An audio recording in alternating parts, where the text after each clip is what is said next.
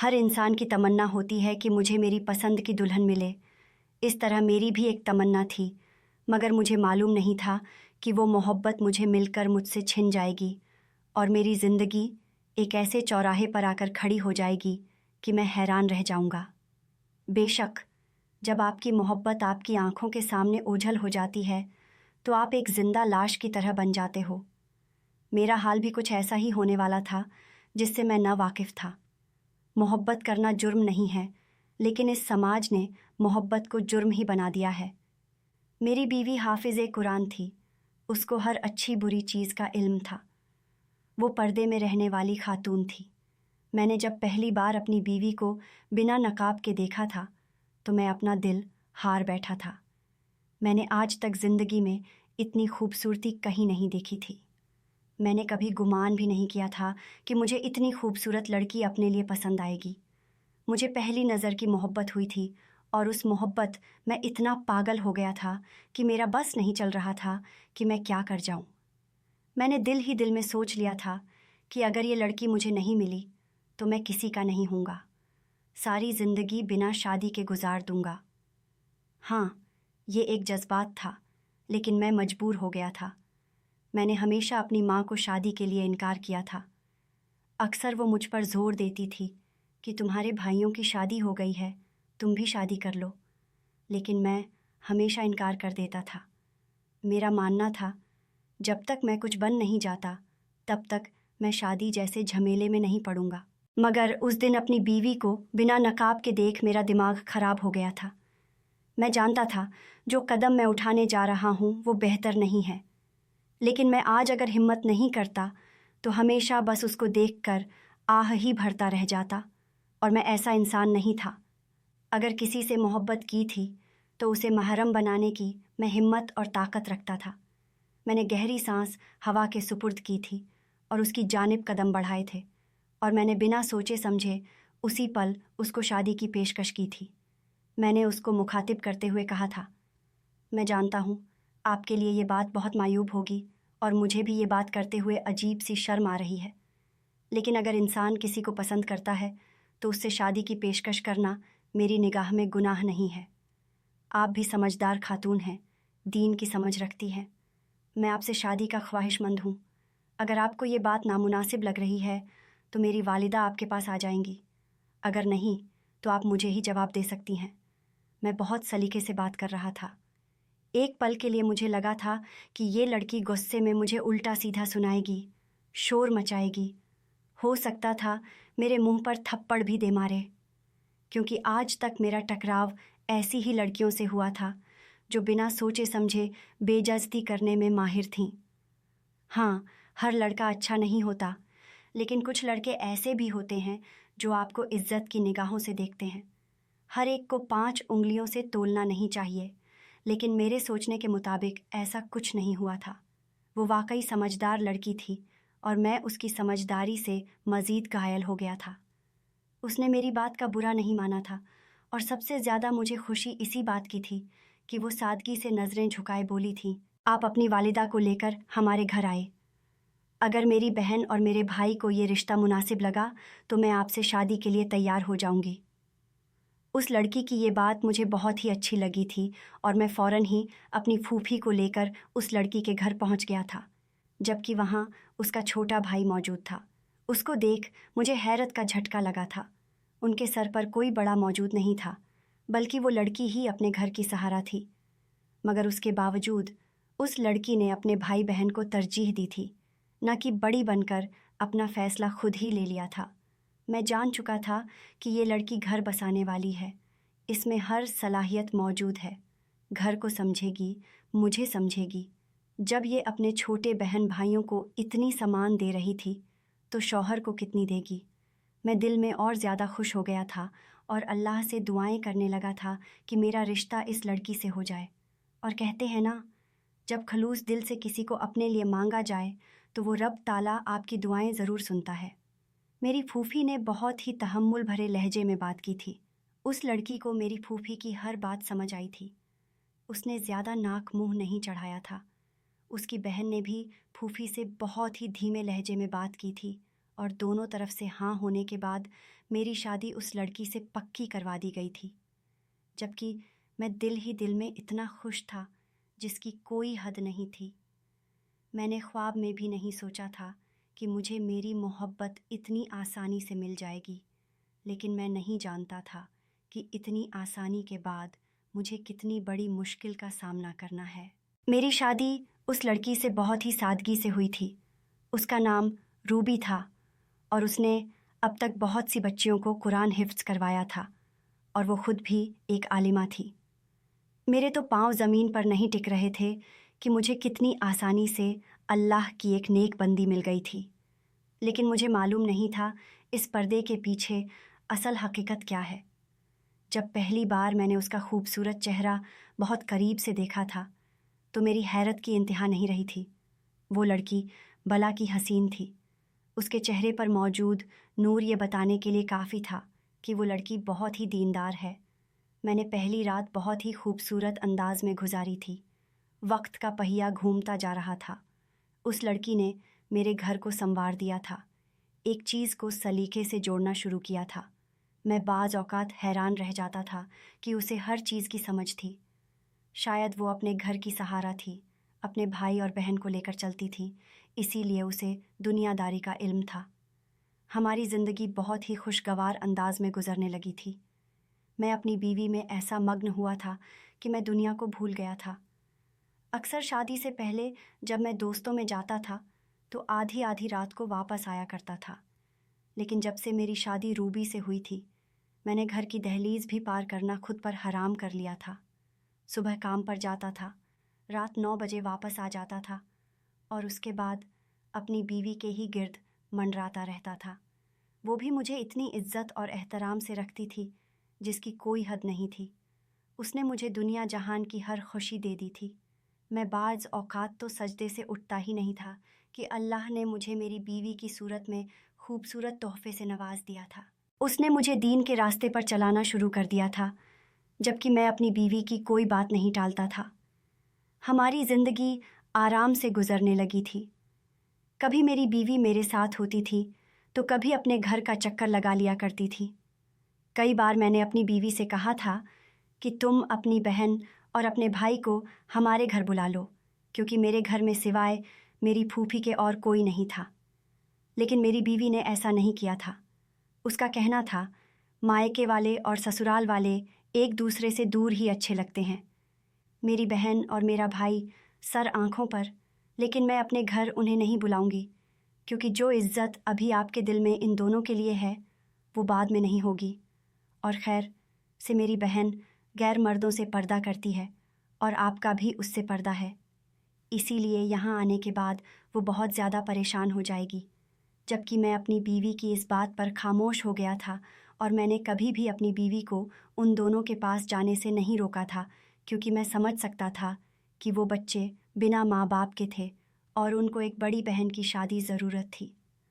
ہماری زندگی بہت ہی خوشگوار گزر رہی تھی، لیکن ابھی تک میرے یہاں اولاد کی خوشی نہیں آئی تھی۔ شادی کو 3 سال گزر گئے تھے، لیکن میری بیوی ابھی تک ماں نہیں بنی تھی۔ میں اندر ہی اندر اس چیز کی بہت خواہش رکھتا تھا، لیکن کبھی زبان سے نہیں بولتا تھا، کیونکہ میں جانتا تھا کہ میری بیوی ویسے ہی اس چیز کو لے کر پریشان ہے، اور اگر میں نے بھی سامنے سے اس خواہش کا اظہار کر دیا تو وہ مزید ہلکان ہو جائے گی، اور میں اپنی بیوی کے چہرے پر اداسی برداشت نہیں کر سکتا تھا۔ وقت کا کام ہے گزر جانا، اور وہ گزرتا جا رہا تھا، اور آج ہماری شادی کو 6 سال گزر گئے تھے، لیکن ہم دونوں میاں بیوی ابھی تک اولاد کی خوشی سے محروم تھے۔ جبکہ میں حیران ہوتا تھا کہ میری بیوی اتنی نیک ہے، میں خود نمازی ہوں، تو ہمارے گھر اولاد کی آمد کیوں نہیں ہو رہی؟ میں نے کئی بار مسجد میں رو کر اپنے اللہ سے اولاد مانگی تھی، لیکن نہ جانے کیوں دیر ہو رہی تھی۔ میں خود اس چیز کو سمجھ نہیں پاتا تھا۔ میں جانتا تھا کہ میری بیوی بہت دل برداشتہ ہو گئی ہے، لیکن وہ کبھی بھی میرے سامنے اپنی اداسی ظاہر نہیں کرتی تھی، بلکہ صبر سے وقت گزار رہی تھی۔ پھر شادی کے اتنے سال بعد اللہ کو میری بیوی کا صبر پسند آ ہی گیا تھا اور ہمیں اولاد کی خوشخبری مل گئی تھی۔ میں ان دنوں بہت خوش تھا اور اپنی بیوی کا بہت زیادہ خیال رکھ رہا تھا، کیونکہ ڈاکٹر کا کہنا تھا کہ میری بیوی کو بہت زیادہ احتیاط کی ضرورت ہے۔ میرا بس نہیں چلتا تھا کہ میں اپنی بیوی کو بستر سے نیچے اترنے نہ دوں۔ ہماری بہت زیادہ احتیاط اور دعاؤں کے بعد اللہ تعالیٰ نے ہمیں صحت مند اور پیارا سا بچہ دیا تھا، مگر بچہ پیدا ہوتے ہی میری بیوی کی طبیعت ایک دم بگڑ گئی تھی۔ میں نے ایسا تو بالکل نہیں سوچا تھا کہ بچے ہوتے ہی میں بیوی کو کھو دوں گا۔ اپنی بیوی کی طبیعت کا سن کر میں نے اللہ سے اس کی زندگی کی بہت دعائیں مانگی، مگر میری دعائیں رد ہو گئیں اور میری بیوی اللہ کو پیاری ہو گئی۔ میں غم سے بے حال ہو رہا تھا۔ سب جاننے والے میرے لیے افسوس کا اظہار کر رہے تھے اور میں غمزدہ سا ایک کونے میں بیٹھا ہوا تھا۔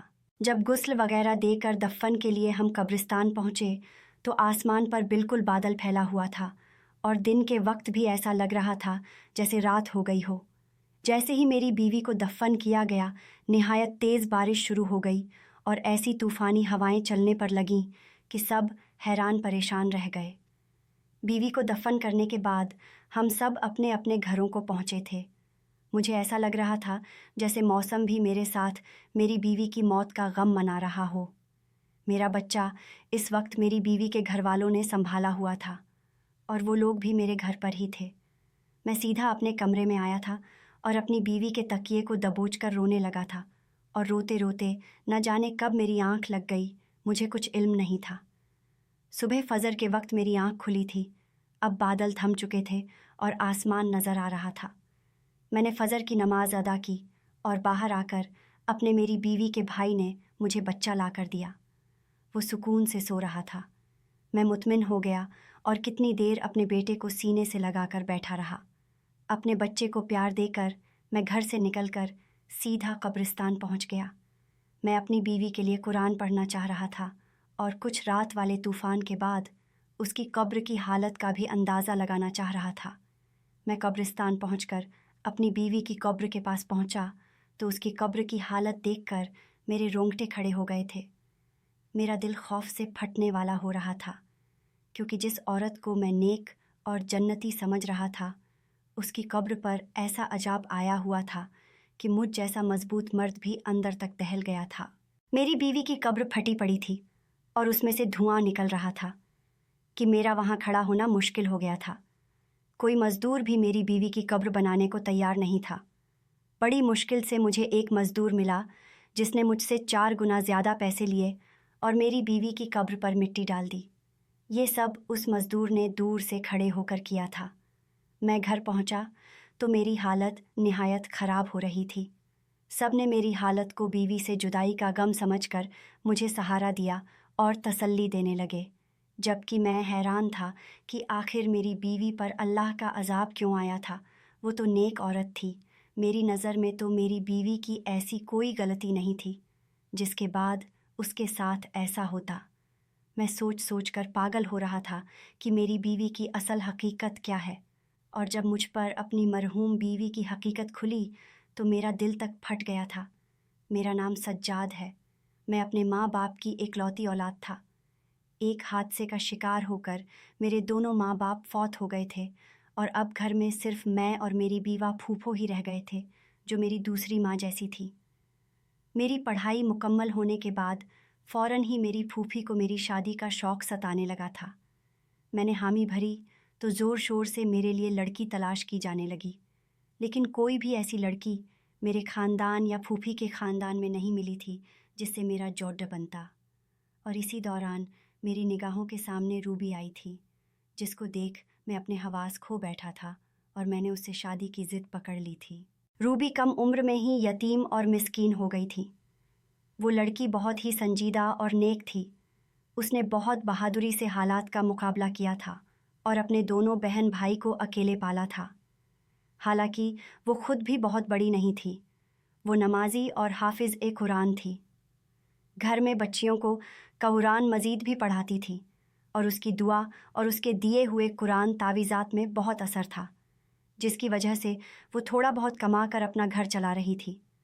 میں نے یہ سب سنا تو بہت خوش ہوا اور مجھے اپنے انتخاب پر رشک سا آیا تھا۔ رشتہ طے ہونے کے بعد ہماری شادی کر دی گئی۔ میں نے اپنی بیوی کو دیکھا تو اس کا اسیر ہو گیا۔ وہ نہ صرف اچھی صورت کی مالک تھی بلکہ بہت خوبصورت بھی تھی۔ اس کے ساتھ چند دن رہ کر ہی میں اس کے بہت قریب ہو گیا تھا۔ وہ ہمیشہ دوسروں کی مدد کرنے کو تیار رہتی تھی۔ اس نے کبھی مجھے کوئی پریشانی نہیں دی تھی اور میرے آرام اور سکون کا بھی خیال رکھتی تھی۔ ہمارے گھر میں خوشحالی اور سکون تھا، بس صرف اولاد کی کمی تھی، جو مجھے محسوس تو بہت زیادہ ہوتی تھی، مگر اپنی بیوی کے صبر سے مجھے بہت سہارا ملا ہوا تھا۔ میں حیران تھا کہ وہ ایک لڑکی ہو کر مجھے حوصلہ دیا کرتی تھی، حالانکہ ہمارے خاندان والوں نے ہمارا جینا مشکل کر رکھا تھا کہ ہماری اولاد کیوں نہیں ہو رہی، اور میری پھوپھی تو اٹھتے بیٹھتے آہ بھرنے لگی تھی اور میری بیوی کو باتیں سنانے لگی تھی، یوں جیسے یہ سب میری بیوی کے ہاتھ میں ہو۔ میں اپنی پھوپھی کو سمجھا کر تھک چکا تھا، الٹا وہ ہم دونوں سے ہی لڑنے لگی تھی کہ ہمیں علاج کروانا چاہیے تاکہ ہماری اولاد ہو سکے۔ اسی پریشانی میں وقت گزرتا چلا گیا۔ جب ہماری شادی کو 6 سال ہونے والے تھے، تب ہمیں اولاد کی خوشخبری مل گئی۔ ہم تینوں جیسے پھر سے جی اٹھے تھے۔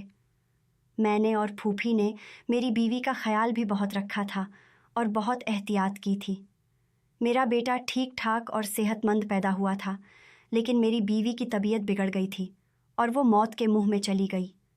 یہ سب بہت اچانک ہوا تھا اور میں اس صدمے کے لیے بالکل تیار نہیں تھا۔ اپنے بچے کی تربیت کے حوالے سے میں نے اور میری بیوی نے مستقبل کے بہت منصوبے بنائے ہوئے تھے، مگر موت کسی کے ارادوں اور مرضی کی محتاج ہی کب ہوتی ہے، جس کا جب وقت آ جائے اسے اللہ کے پاس لوٹ کر جانا پڑتا ہے۔ مگر اپنی بیوی کی قبر کی اتار کر اور اس وقت آیا عجاب مجھے حیران کر گیا تھا۔ ہر مشکل حال میں بھی میں نے اپنی بیوی کو صبر کرتے دیکھا تھا۔ مجھے ڈھونڈنے سے بھی کوئی خامی نظر نہیں آتی تھی۔ میں اتنا تو جانتا تھا کہ اللہ ناانصاف نہیں ہے۔ ایسا تو ہو ہی نہیں سکتا کہ میری بیوی کے حقیقی اعمال سے اللہ ناواقف ہو۔ مجھے حیرت اور صدمہ تھا کہ میں اتنا عرصہ اپنی بیوی کے ساتھ رہ کر بھی اسے جان نہیں پایا تھا۔ مجھے دکھ یہ بھی تھا کہ اگر میری بیوی کوئی گناہ کر بھی رہی تھی تو کاش مجھے پہلے پتہ چل جاتا، تاکہ میں اسے اس گناہ سے روک لیتا اور اسے اس عذاب سے بچا لیتا۔ میں پچھتاوے میں مبتلا تھا۔ گھر میں ان دنوں کیا چل رہا تھا اور میرا بیٹا راتوں کے وقت کون سنبھال رہا تھا، مجھے کچھ خبر نہیں تھی۔ میں بس اپنی مرحوم بیوی کے لیے بے چین رہتا تھا اور اللہ سے اس کی مغفرت کی دعا کرتا رہتا تھا۔ ایک روز پھوپھی اچانک میرے پاس آئیں اور سنجیدگی سے بولیں کہ انہیں مجھ سے ضروری بات کرنی ہے۔ میری پھوپھی نے مجھ سے جو بات کی وہ مجھے ایک دم غصہ دلا گئی تھی۔ میری بیوی کو مرے ابھی بمشکل ہی 20-21 روز ہوئے تھے کہ میری پھوپھی میری دوسری شادی کرنا چاہ رہی تھی۔ میں پھوپھی سے ناراض ہونے لگا کہ انہیں میری مرحوم بیوی کا احترام کرنا چاہیے تھا اور کم سے کم اتنی جلدی مجھ سے شادی کی بات نہیں کرنی چاہیے تھی، جبکہ میں ابھی صدمے میں تھا۔ پھوپھی نے تحمل سے میری ناراضگی دیکھی اور پھر مجھ سے کہنے لگیں کہ وہ بوڑھی ہو گئی ہیں، اسی لیے مجھے یا میرے بیٹے کو نہیں سنبھال سکتی۔ انہیں بھی میری بیوی کی موت کا دکھ تھا۔ جب میں نے پھوپھی کی ان باتوں کا کوئی بھی اثر نہ لیا تو پھوپھی نے مجھ سے کہا کہ ٹھیک ہے، تم اپنا بیٹا خود سنبھالو یا پھر اپنا بیٹا اسی کو دے دو جو اسے دن رات ماں کی طرح سنبھال رہی ہے۔ میں پھوپھی کی بات پر حیران ہوا تھا کہ میرا بیٹا کون سنبھال رہا تھا، کیونکہ میرے اندازے کے مطابق تو میرے بیٹے کو پھوپھی ہی سنبھال سکتی تھیں۔ مگر جب میں نے یہی سوال پھوپھی سے کیا تو ان کے جواب نے مجھے بالکل لاجواب کر دیا تھا۔ پھوپھی نے بتایا کہ میرا بیٹا اتنے روز سے میری مرحوم بیوی کی چھوٹی بہن سنبھال رہی تھی، پھر وہ چاہتی تھیں کہ میں اپنی بیوی کی چھوٹی بہن سے نکاح کر لوں تاکہ میرے بیٹے کو ماں کا پیار ملتا رہے اور ہمارا گھر بھی سنبھلا رہے۔ میں پھوپھی کی بات ماننے کو تیار نہیں ہو رہا تھا۔ میں اپنی بیوی کی جگہ کسی کو دینے کے لیے ابھی تیار نہیں تھا، مگر پھوپھی کا دن بدن مجھ پر زور بڑھتا جا رہا تھا۔ وہ ہر دن مجھے میرا بیٹا دکھاتی تھیں جو نہا دھو کر بالکل صاف ستھرا ہوتا تھا۔ پھوپھی کی ضد تھی کہ میں بیٹے کی خاطر اپنی بیوی کی بہن سے نکاح کروں اور اسے ہمیشہ کے لیے اپنے گھر میں رکھ لوں۔ میں نے اپنے کام پر جانا شروع کر دیا تھا۔ میں سارا دن گھر سے باہر رہتا اور واپس آ کر خاموشی سے پھوپھی کی ضد سنتا رہتا تھا۔ ایک روز پھوپھی نے مجھے بتایا کہ میرا سالہ ملک سے باہر جا رہا ہے۔ میں چونک گیا۔ مجھے میری بیوی اپنی زندگی میں ہی بتا چکی تھی کہ اس کے بھائی کی تعلیم مکمل ہو چکی ہے اور وہ نوکری کے لیے ملک سے باہر جانا چاہتا ہے۔ میری بیوی کوشش میں تھی کہ اس کے بھائی کے باہر جانے سے پہلے اس کی بہن کی شادی ہو جائے تاکہ وہ بعد میں اکیلی نہ رہ جائے، مگر اسے کوئی مناسب رشتہ مل نہیں رہا تھا۔ اب اپنی بیوی کے بھائی کے باہر جانے کا سن کر مجھے اس کی بہن کا خیال آیا تھا۔ تب میں فکر مند ہو گیا۔ اب مجھے خیال آ رہا تھا کہ اگر میں مزید انکار کروں گا تو میری سالی میرے بیٹے کو سنبھالنے کے چکر میں ساری عمر کے لیے کنواری بیٹھی رہ جائے گی یا پھر اس کی شادی کر دی جائے گی اور میرے بیٹے کو سنبھالنے والا کوئی نہیں ہوگا، کیونکہ پھوپھی تو واقعی بیمار اور کمزور ہو گئی تھیں اور ان کی بینائی بھی کم ہوتی جا رہی تھی۔ میں سوچ سوچ کر پریشان ہونے لگا اور تھک ہار کر میں نے اپنی پھوپھی کی بات ماننے کا فیصلہ کیا اور ایک روز کام پر جانے سے پہلے پھوپھی کو جواب دے دیا کہ وہ جیسا چاہتی ہیں کر لیں، مجھے کوئی اعتراض نہیں ہے۔ میرے جواب نے میری پھوپھی کو خوشی سے نہال کر دیا تھا۔ میرے جاتے ہی شاید انہوں نے پیچھے تمام تیاریاں شروع کر دی تھیں۔ میں جیسے ہی کام سے شام کے وقت واپس آیا، یہ دیکھ کر حیران رہ گیا کہ پھوپھی نے میرے نکاح کی ساری تیاری مکمل کر لی تھی۔ میں تو ویسے بھی اس بات کے لیے خود کو راضی کر چکا تھا۔ تبھی میں خاموشی سے نکاح خواں کے سامنے بیٹھ گیا اور اپنے بیٹے کی خاطر یہ نکاح کر لیا۔ نکاح کے بعد میں اداس تھا اور اپنے کمرے میں بند ہو گیا تھا۔ مجھے پریشانی تھی کہ نہ جانے میری یہ دوسری بیوی اپنی بڑی بہن کی طرح سمجھدار اور خوش مزاج تھی یا نہیں، اور نہ جانے وہ میرا گھر کیسے سنبھال پائے گی، مجھے کچھ معلوم نہیں تھا۔ اس نکاح کے بعد بھی میرا وہی روٹین تھا۔ میں صبح سویرے کام پر چلا جاتا تھا اور شام کے وقت گھر لوٹتے ہی اپنے کمرے میں بند ہو جاتا تھا۔ میری دوسری بیوی نے خاموشی سے میرا ہر کام سنبھال لیا تھا۔ میرا کمرہ بھی اب بالکل صاف ستھرا رہنے لگا تھا۔ نہ چاہتے ہوئے بھی میرا دماغ اس بات کو سوچنے لگا تھا، اور عجیب بات تو یہ تھی کہ آج تک میں نے اپنی اس دوسری بیوی کو نہیں دیکھا تھا۔ میں نہیں جانتا تھا کہ وہ کیسی لڑکی ہے، کیونکہ میری پہلی شادی پر بھی اس نے مجھ سے پردہ کیا تھا، کیونکہ میری بیوی دینی معاملات کی سب سمجھ رکھتی تھی، اسی لیے اس نے اپنی بہن کا مجھ سے پردہ کروایا تھا، اور وہ پردہ آج بھی قائم تھا۔ ایک روز میں کام سے جلدی واپس آیا تو اپنے کمرے میں اپنی دوسری بیوی کو دیکھ کر حیران رہ گیا۔ وہ اپنی بڑی بہن سے بھی زیادہ خوبصورت تھی، مگر ایسا نہیں تھا کہ میں حسن پرست تھا اور مجھے اس کا حسن متوجہ کر رہا تھا۔ مجھے جس بات نے اس کی طرف متوجہ کیا تھا وہ اس کے چہرے پر پھیلا سکون اور نرم تاثرات تھے۔ اسے دیکھ کر مجھے ایسا لگا تھا کہ جیسے وہ اپنی بہن کی موت سے بھی خوش اور مطمئن ہو۔ میں یہ بات سوچتے ہی عجیب کیفیت میں گر گیا تھا۔ میں نے اسے غصے سے دیکھتے ہوئے سوال کیا کہ وہ اتنی مطمئن کس بات پر ہے؟ میرا سوال یقیناً اس کے لیے عجیب اور غیر متوقع تھا۔ وہ حیرت اور پریشانی سے مجھے دیکھنے لگی، تو میں مزید بولا کہ اسے اپنی بہن کی موت کا افسوس ہی نہیں ہے، الٹا وہ اس کی جگہ لے کر بھی اتنی خوش کیسے رہ رہی ہے، جبکہ اس کی بہن جوانی میں موت کے منہ میں جا چکی تھی اور اس کی آخرت بھی جانے کیسی ہونے والی تھی، کیونکہ اس کو قبر میں یہ عذاب جھیلنا پڑ رہا تھا۔ میں نے اپنی مرحوم بیوی کا یہ راز غصے میں سوچے بنا اس کی بہن کے سامنے بول دیا تھا، مگر میری بات پر جب اس کے چہرے کے تاثرات بدلے تو مجھے اپنی غلطی کا احساس ہوا اور میں چپ ہو گیا۔ میری دوسری بیوی کچھ دیر صدمے سے مجھے دیکھتی رہی اور پھر بری طرح رو پڑی۔ میں اسے روتا دیکھ کر بوکھلا گیا تھا۔ روتے روتے وہ ایسی بات بولنے لگی جس نے مجھے ساکت کر دیا تھا۔ وہ بار بار کہہ رہی تھی کہ مجھے یہی خوف تھا کہ بڑی بازی سے اللہ تعالیٰ ناراض ہو جائے گا اور اسے سخت عذاب دے گا، مگر وہ میری سنتی ہی نہیں تھی۔ میں اپنی بیوی کے الفاظ پر دنگ رہ گیا تھا، یعنی میری مرحوم بیوی کچھ ایسا کرتی تھی جس سے اس کی بہن بھی واقف تھی اور اسے روکتی تھی۔ جب میں نے اپنی بیوی سے تفصیل پوچھی تو وہ گھبرا گئی اور بات بدلنے کی کوشش کرنے لگی، مگر جب میں نے سچ جاننے کے لیے التجا کی تو اس نے مجھے اپنی بڑی بہن کی اصلیت بتائی، جسے سن کر میرے ہوش اڑ گئے تھے۔ اس نے بتایا کہ میری بہن واقعی نیک لڑکی تھی اور حافظ قرآن ہونے کی وجہ سے ہر وقت قرآن کی تلاوت کرتی رہتی تھی۔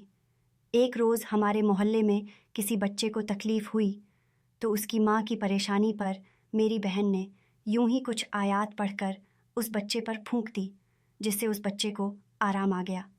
اس واقعے کے بعد میری بہن مشہور ہو گئی کہ وہ نیک ہے، جس کے پاس بیماری اور تکلیف کی شفا ہے۔ اس کے بعد تو طرح طرح کے لوگ ہمارے گھر آنے لگے اور میری بہن تعویذ کے نام پر قرآن کی آیات لکھ کر دے دیتی تھی۔ وہ لوگ چند روپیے دے کر چلے جاتے اور ہمارا گزر بسر ہونے لگا تھا۔ مشکل حالات کے لیے ہمارے پاس کچھ نہیں تھا۔ اچانک ہمارے بھائی کا ایک گردہ فیل ہو گیا۔ وہ اسپتال میں زندگی اور موت کی کشمکش میں تھا اور ہمارے پاس اس کے علاج کی رقم نہیں تھی۔ ہم بہت پریشان تھے۔ انہی دنوں ایک مرد میری بہن کے پاس آیا اور بولا کہ وہ کسی لڑکی سے شادی کرنا چاہتا ہے، مگر وہ لڑکی شادی شدہ ہے۔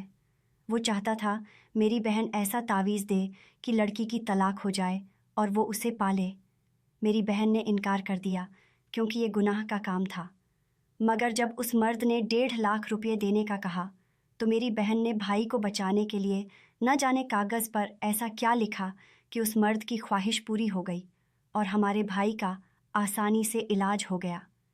پھر تو ہر آئے روز ایسے ہی لوگ آنے لگے جو ناجائز مطالبے کے لیے تعویذ بنواتے اور ڈھیروں پیسہ پکڑا کر چلے جاتے۔ ایک روز میں نے چھپ کر اپنی بہن کو وہ تعویذ بناتے دیکھا تو میرے سر پر آسمان گر پڑا، کیونکہ میری بہن کاغذ پر قرآن کی آیت الٹ لکھ کر دیتی تھی اور یہ کالا علم تھا۔ میں دکھ سے پاگل ہوتی بہن کو روکنے لگی، اسے سمجھانے لگی کہ وہ توبہ کر لے۔ وہ بولی کہ اگر میں ایسا نہ کرتی تو ہمارا بھائی کب کا مر جاتا۔ میں اس بات پر غصے ہو گئی تھی۔ میں نے بہن کو کہا کہ اس سے تو اچھا تھا ہمارا بھائی مر جاتا، مگر وہ یہ حرام کام نہ کرتی۔ زندگی موت تو اللہ کے ہاتھ میں ہے۔ میں اپنی بہن کو بہت سمجھاتی رہی، مگر اب وہ لالچ میں آ چکی تھی۔ وہ اتنی نیک تھی کہ روحانیت پا چکی تھی، مگر اس نے پیسوں کے لالچ میں سب کچھ گنوا دیا تھا۔ اس کی زندگی اچھی تھی، وہ نماز قرآن بھی کرتی رہی اور حتیٰ کہ اس کی شادی ہو گئی، مگر اس نے وہ کبیرہ گناہ نہیں چھوڑا اور پیسہ کماتی رہی۔ میں سب سن رہا تھا۔ میری بیوی بول رہی تھی کہ میں ڈرتی تھی کہ اللہ تعالیٰ ناراض ہو گیا تو توبہ کی مہلت دیے بنا ہی موت دے دے گا اور سخت عذاب دے گا، اور میرا کہاں سچ ہو گیا۔ میں گمسم ہو گیا تھا۔ میں اپنی بیوی کو اتنا نیک سمجھتا رہا اور وہ صرف دنیاوی پیسے کی لالچ میں اتنا بڑا گناہ کرتی رہی تھی، اور میرے سامنے بیٹھی میری دوسری بیوی اس جیسی حافظہ نہ ہونے کے باوجود اللہ کا خوف رکھتی تھی۔ اللہ تعالیٰ نے مجھے اب اصل میں نیک بیوی سے نوازا تھا۔ کالا علم کروانے والے اور کرنے والے دونوں کے لیے اللہ کے یہاں سخت عذاب ہے۔ کبھی بھی کسی اپنے کی شدید بیماری میں بھی اس گناہ کا مرتکب نہیں ہونا چاہیے، کیونکہ ہو سکتا ہے کہ اس بیماری کے بعد جب اسے موت آئے تو وہ اس کی نجات کا ذریعہ ہو۔ دوستو، امید کرتی ہوں آپ کو ہماری کہانی پسند آئی ہوگی۔ کہانی پسند آئی ہے تو ویڈیو کو لائک کریں، چینل پر نئے ہیں تو چینل کو سبسکرائب کریں، اور ہاں، نوٹیفیکیشن بیل کو ضرور دبائیں تاکہ اگلی اپڈیٹ سب سے پہلے آپ کو ملے۔